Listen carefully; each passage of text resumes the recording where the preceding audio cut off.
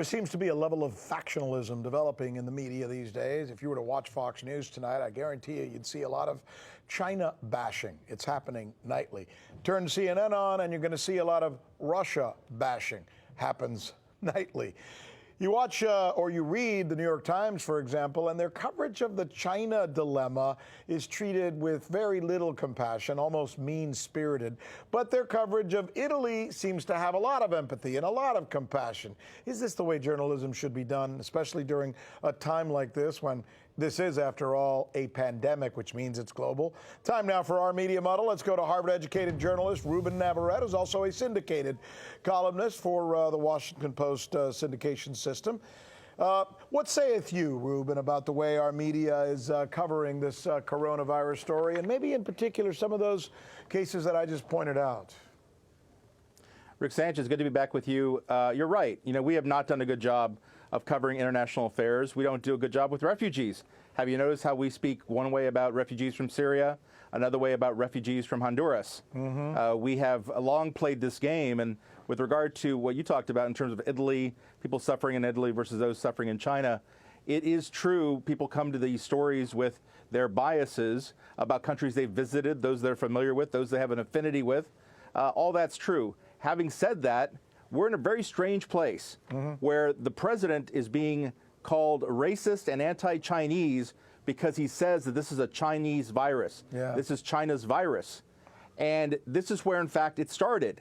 And so to listen to your previous guest, if I want to swallow all of that, I've got to somehow say that, what, the German measles is an offensive term to Germans? No, you're wrong. No, you're absolutely wrong. No, you're silly. Wrong. You're wrong. Here's the problem. The problem is you're wrong. The convention that we have developed already is that the name of this thing, for whatever reason, is the COVID-19 or the coronavirus or whatever.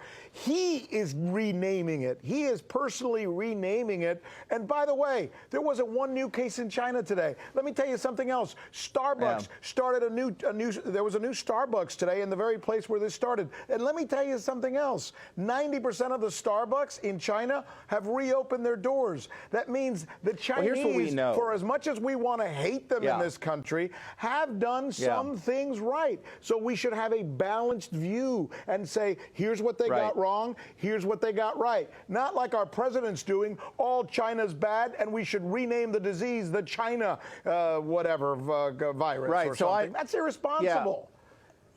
So I'm agnostic. I don't hate China, but I love the truth. I'm a journalist. I like the truth.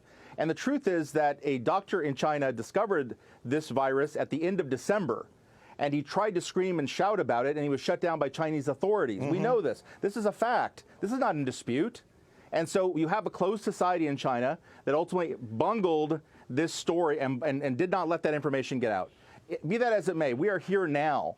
And I think rather than argue at press conferences about whether the president's racist or not racist because he uses a phrase like China, we ought to stay focused on the important things, getting Americans the help they need. But we also have a right to say when something is correct or not correct. And for someone to suddenly come out and rename the virus because they feel that they can do that, Ruben, I'm sorry, man. That just does not seem the media does not have an anti-China bias. The media, I've told you before, Rick, does not do geopolitics. They only do anti-Trump politics. So the questions that they're now defending the Chinese, they're only defending the Chinese to attack Trump. It's about Trump. It's not about China. So who's defending the Chinese?